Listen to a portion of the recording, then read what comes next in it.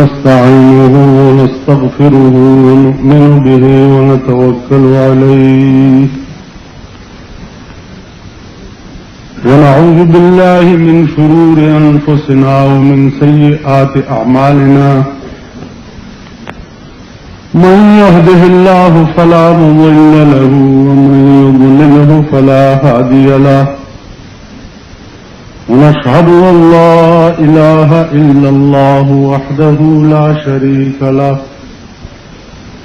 ونشهد أن سيدنا ومولانا محمدا عبده ورسوله أرسله بالحق بشيرا ونذيرا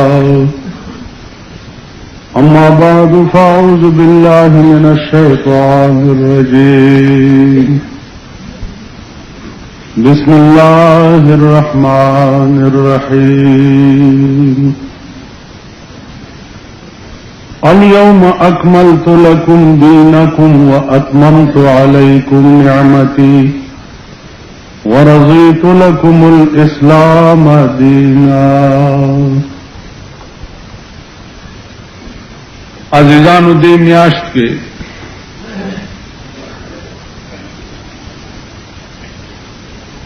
مختلف شکل کی دین منل آتا سگور ہے.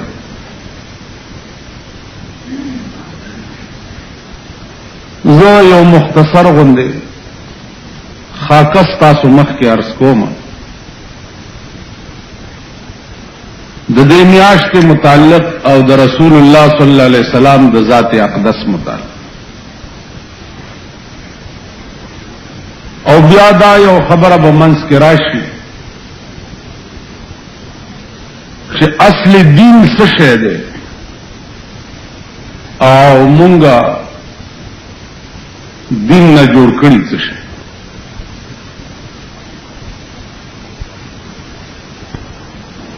عزیزانو دغه میاشت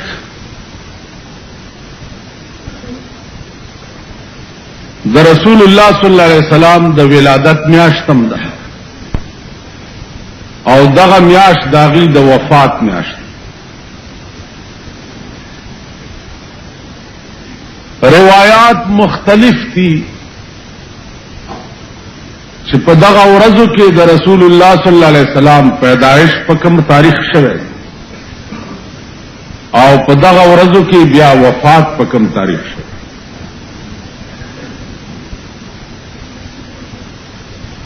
مختلف روایات تھی د حضرات علماء کرام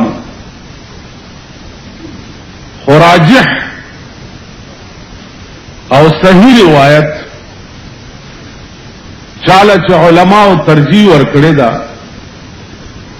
هغه دا ده چې په نهم ربیع الاول باندې رسول الله صلی الله علیه وسلم د پیر پشپا د سبا پټین کی دنیا ته تشریف راوړ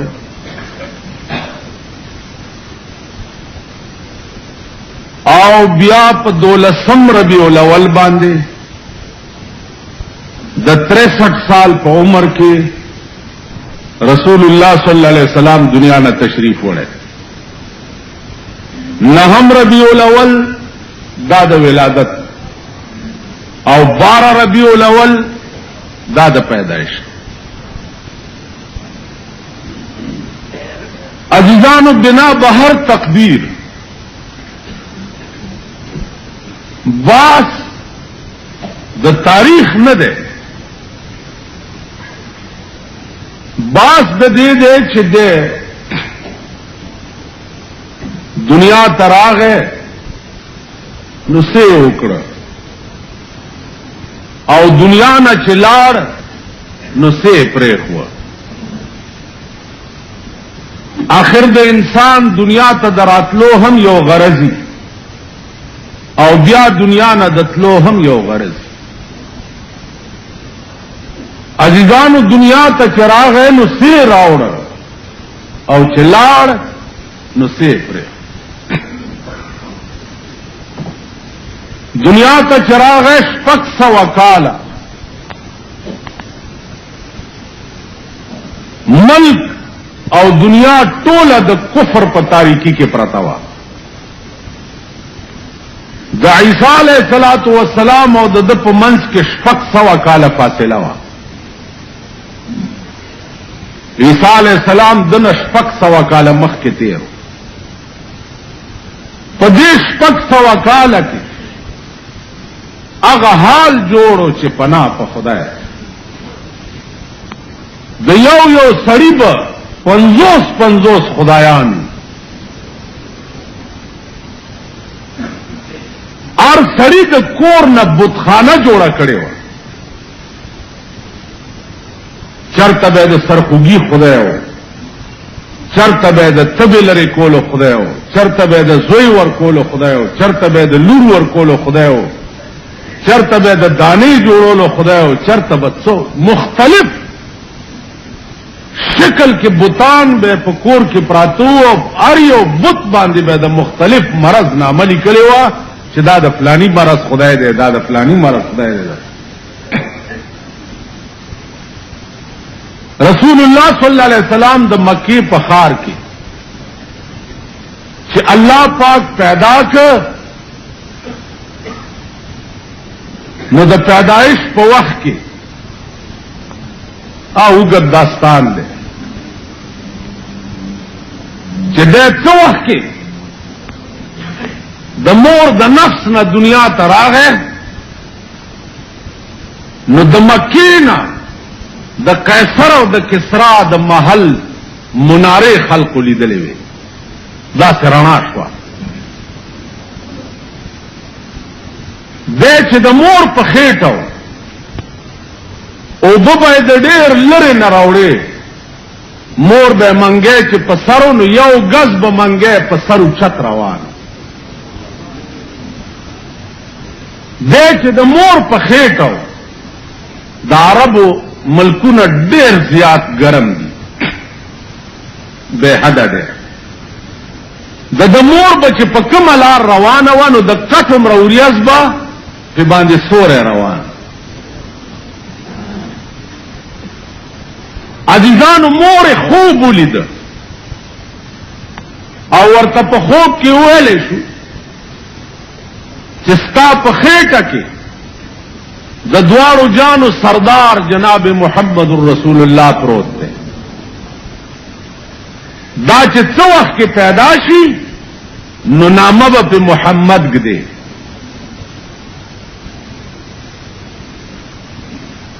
دا قسمه بشارتونه مور ته به وقتن فوقتن کې. عزیزانو، بیا د سرپرستی عالم داو، د خدای د نظام ته وګورئ، د هغه د بېنیازي ته وګورئ. دی لا د مور په خېټه او چې والد محترم وفات شو، بیا چې پیدا شو چې د 6 کالو شنو مور یې وفات شوه.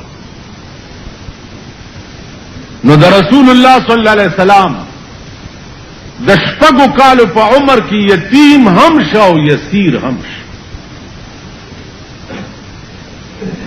عزیزان، بیا د تر په تربیت کې تر به د کفالت کولو. د بچپن زندگی عجیب و غریب ہوا. د بچپن زندگی عجیب و غریب په الکانو کې د ډېر صدق او د ډېر لوی دیانت نه دی په امین مشهور. امام بخاری رحمت الله علیه یو واقعه لیکلې، و ابو سفیان تلو قیصر روم ته، د روم بادشاہ ته ورغی، نو قیصر روم ته تپوس وکړ چې ستاسو په ملک کې چې کوم پیغمبر پیدا شوی دی دا څنګه سړی؟ ابو سفیان مسلمان هم نو دغه وخت، ورته وی صاحب څه تپوس دی؟ د داسې پاک ژوندو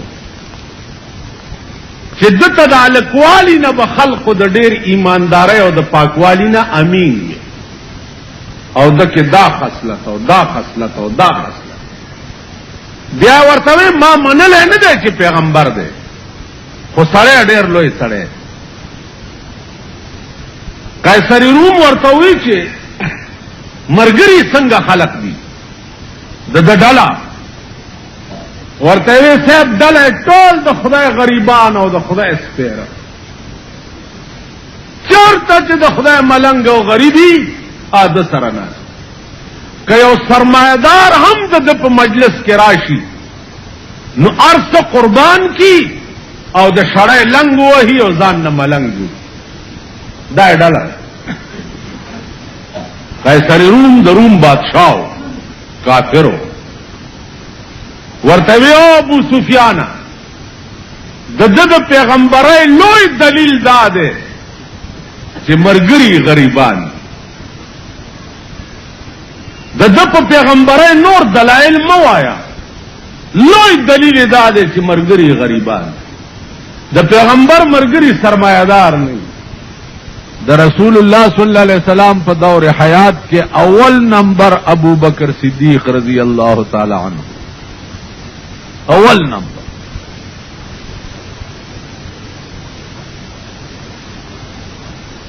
ابو بکر صدیق رضی اللہ تعالی عنہ اغا عاشق د جناب رسول اللہ صلی اللہ علیہ وسلم چې داغي مثال پاغه وخت کې پروي زمين باندې نو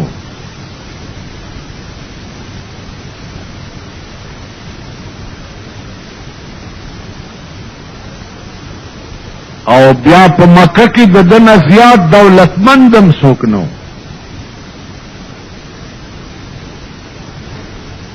هغه ټول دولت په سردار کونین باندې قربان اوس دولت ز سکوم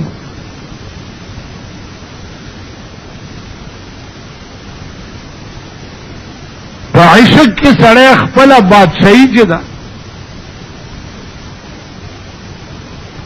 هغه هم د محبوب پلاره کې قربان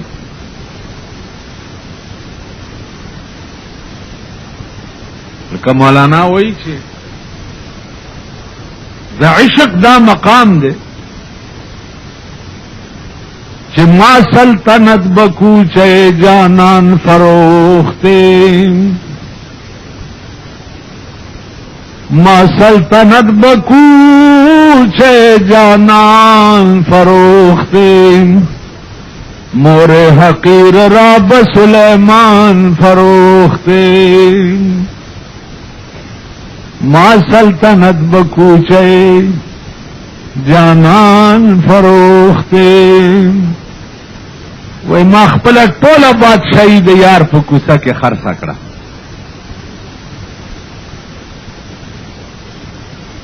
بادشاہی نے یار په کوڅه کې خرڅ لکه ابو بکر صدیق ټوله بادشاہي او مال او دولت چې او ا د یار په کوڅه کې خرڅ خو اسنه چې بل څه پوي شي چې ما ډېر لوی تور وکړه چې ما خپل بادشاہي د یار په کوڅه کې خرڅ کړه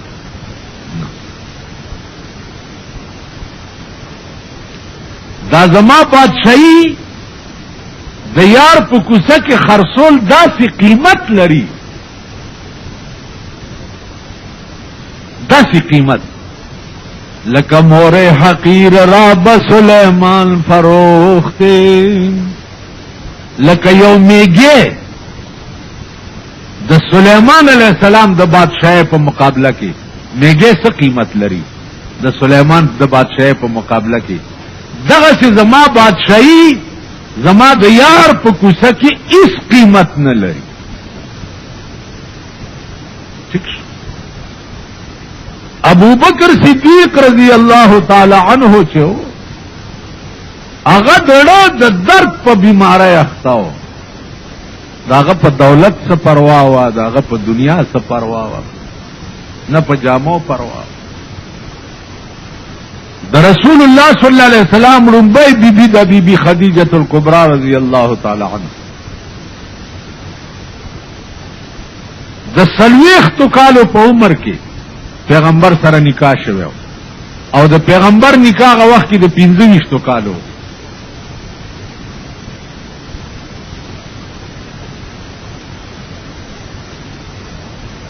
چې څو وخت کې په څلوېښتم کال نبوت ملاو شو د کور ته راغی نو جبريل په صورت اصلي کې په غار حرا کې کتلو نو بیبي ته وایي چې ما باندې شړای واچوا زملونی کمبل را باندې واچوا ما باندې سړلې راغله بیبي خدیجه دغه وخت کې مسلمان هم نه ده ځکه چې د اسلام د آغاز رومبنه ورځ ده ورته وایي چې پیغمبره غبراوي ګما ستا د هر ادانا دا معلومیږي چې الله بتانه سډېر لوی کار دی او تاسو د ډېر لوی ډیوټای د پاره الله را لېګلې غبراوي ګما ستا د هلاکت اراده د خدای نشتا دې تقریر د رسول الله صلی الله علیه وسلم نه هغه ټول ثقاوت او هغه روب چې هغه کوس خزم بیا داسې وي او سړیم بیا داسې ولکه ابو بکر صدیق رضی دغه صدیق اکبر دی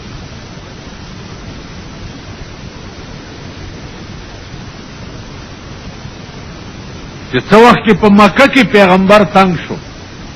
او مدینه ته روان شو صدیق اکبر ته وی چې سبق وو وی چې دواړه بزو دواړه روان شوي دي او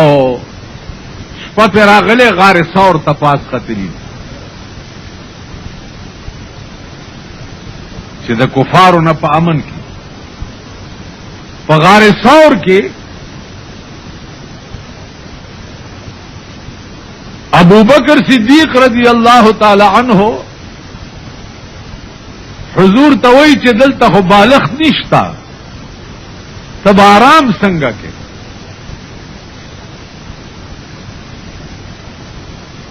حضور ورته وایي څه به وکړو صدیق اکبر د خپه غوړولې ده او په د خپل پتونې د پیغمبر سر یې خیر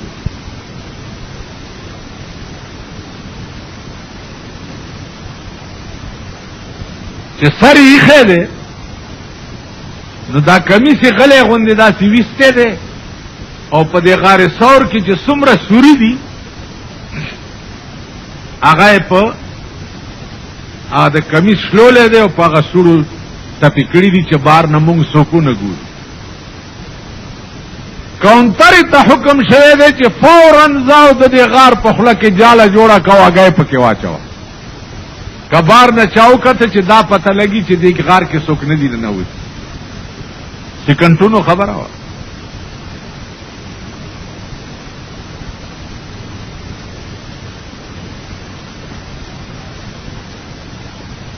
یو سوره پاتې شو چې هغه د پاره کپڑا نه وا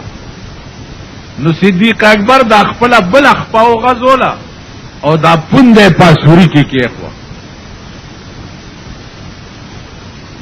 چې کېخوا نو دننه نه مارو چې چلو چې مارو چې چلو نو او صدیق اکبر خوځي ځکه نه چې د پیغمبر خوب کې چرته فرق را نشي مار چې چلے دے او خوځي نه مار چې چلے دے او خوځي نه چې د پیغمبر خوب چرته خراب نشي د دې ډېر درد د زور نه د صدیق اکبر سترګو نه اوخي د پیغمبر په مخ مبارک پریوت چې سترګې پرانیسته ابو بکر ولې جاړي و یا رسول الله ډېر ساتو شو چې مار چې چلے خوځیدم ځکه نه چې ستا خوب خراب نشي خدا سترګې مې ګستاخې وې بې اختیاره تې دا اوښې راتوی شوې تیرا ویښ دلخوا امار روغو راشه دی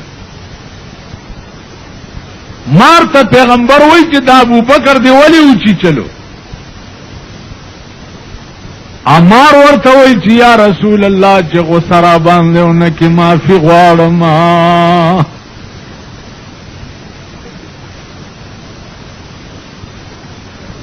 شپږ سوه کاله وشو چې عیسی علیه السلام خپل قوم ته